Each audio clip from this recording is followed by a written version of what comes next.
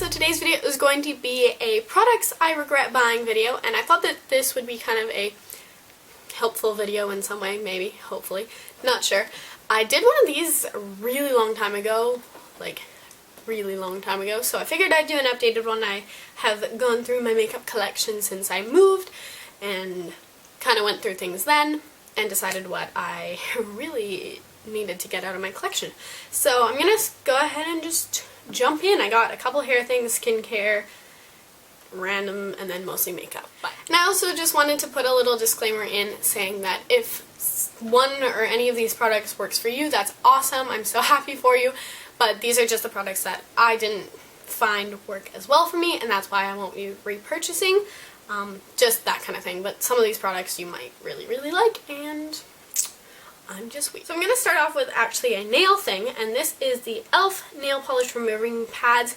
And overall, I really like e.l.f. as a brand. I can find a lot of great products from them, but obviously being $1 and being more of like drugstore, dollar store type of brand, you are going to have some stuff that doesn't really work as well, and this definitely falls under that category. These are the professional nail polish removing pads, like I said. I think I used one or two. Oh, there's blue nail polish on there, but basically they're really weirdly scented, and they're basically dry now, but they're basically just these like little pads and stuff, and apparently they remove your nail polish. Not very well, and I don't like the scent, so I think these were $1, so I would say skip those. Didn't really like them.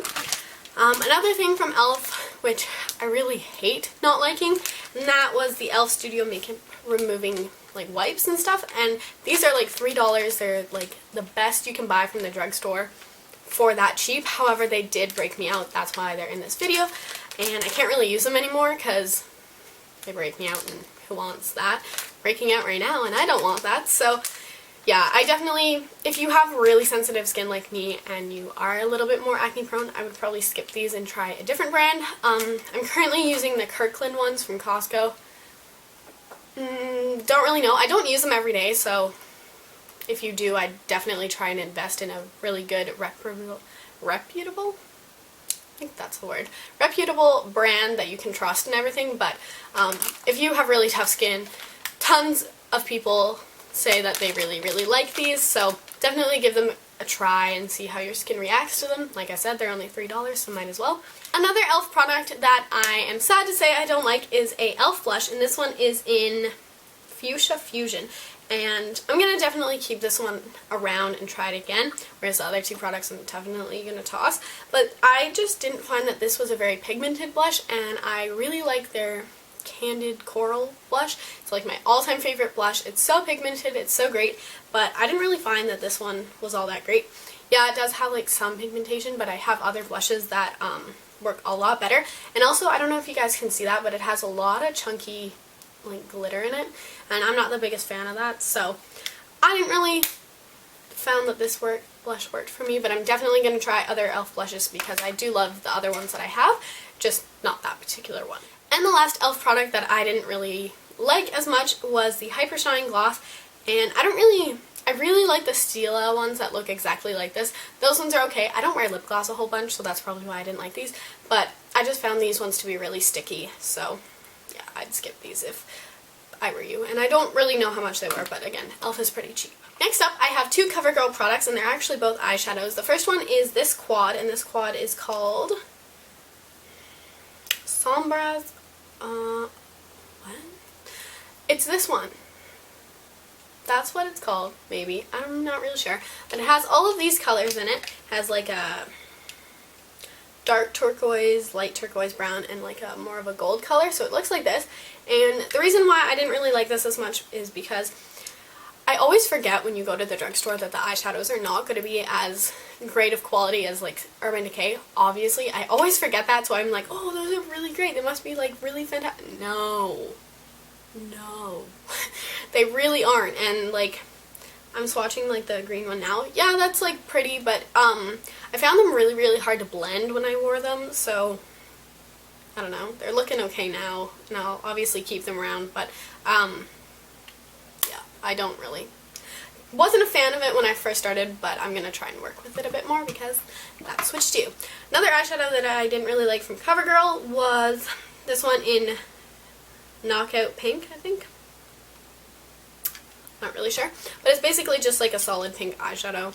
I bought it in a while ago and I used it for a tutorial. That's what I bought it for, was to use in a tutorial, and I actually ended up using just a pink blush instead because it was way more pigmented, way more vibrant, and it worked just 10 times better. So if you ever need a pink eyeshadow for like a dramatic look or something more like Halloweenish type, I would definitely check your blushes first and just use that instead of purchasing a pink eyeshadow because they're hard to find and they're not very good from the drugstore. A hair product that I didn't like is actually I'm going through a weird phase with dry shampoo because I can't seem to find a good one.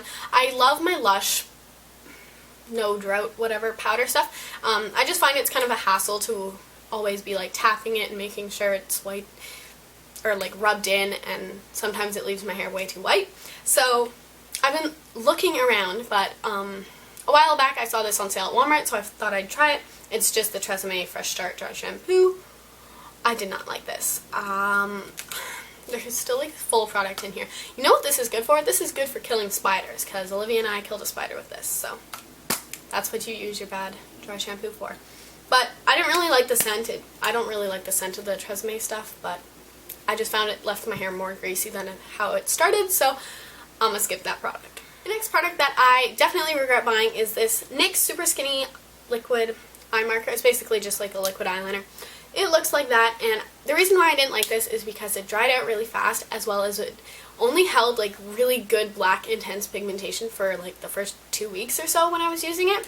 And like compared to my Dolly Wink eyeliner, this like knocks everyone out of the park because like this is like an amazing eyeliner.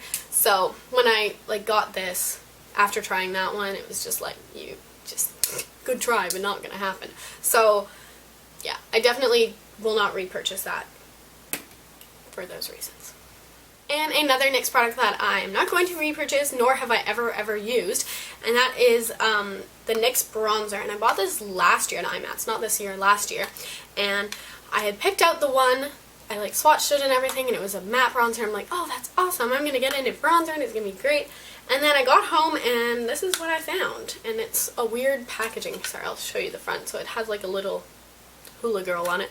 But you open it up, and I haven't even taken the mirror sticker off. And it's this. And it's just so shimmery and so dark for me in particular. And it has like pretty good pigmentation. It's just, it's really shimmery. So I kind of steered away from it because everyone's like, I don't like shimmery bronzers. And I was like, oh, shimmery. You can't have shimmery in your bronzer. So that's why I don't like that. And I have never really used it. Might make a good eyeshadow or something, but yeah, not for the face. The next thing that I regret buying is this Sonia Kashuk Blending Beauty Sponge. And the reason why I regret buying this is because the Beauty Blender is so much better. And when you get the Beauty Blender wet, it expands so much and it's so like squishy and stuff. This stays pretty dense the whole time, so it might be good for some things, but I personally don't like it for applying foundation or anything. I only used it for a little bit and then I was like, hey, this is like not happening. So yeah, I wouldn't, if you're going to invest in the sponge, I definitely recommend getting the actual Beauty Blender over like a dupe, because you'll be much more impressed when you actually purchase the Beauty Blender, because it works amazingly. And don't waste your money on the stupid other ones if, you know, you want to take my advice. Totally up to you. Anyway, and the last thing that I regret buying is this Bath & Body Works hand sanitizer. And I know you're thinking like, really, you regret buying it? And the reason why I regret buying this particular one is because this is cinnamon glazed donut, and every time I put it out, or use it on my hands, it smells way too like cakey and like cinnamony, and I don't like it. It kind of makes me feel sick and gives me a headache and stuff. So if you're like me, sensitive to scents, I would definitely stick to the more of the fruity hand sanitizers. They work just as well and they don't give me a headache. So I definitely have not, I think I've used this twice, and I'll be giving that to someone who likes those scents because I definitely don't. So those are all the products that I regret buying, and just to let you know, I do mostly research the things that I'm going to purchase, so that's why I didn't have that many, and these were like over the past year or so. So when I do buy a product, I usually have heard something good about it. not all the time, but most of the time. And if a product really, really sucks and I want my money back, I'll just return it, because you can totally do that with makeup and stuff. So yeah, I hope you guys enjoyed this video. Give it a thumbs up if you'd like it. If you liked it, not if you like it. What? Anyways, also let me know in the comments down below if you'd like to see a empties video, because I have 2 bags. I had this bag, which was products that I regret buying, and then I also have a bag of things that I've used up. So let me know if you'd like to see that video as well. I can have that up fairly soon, because it's right there. The bag is right there. So yeah, let me know if you'd like to see that, and I will talk to you guys in my next video. Have a great day, guys. Bye!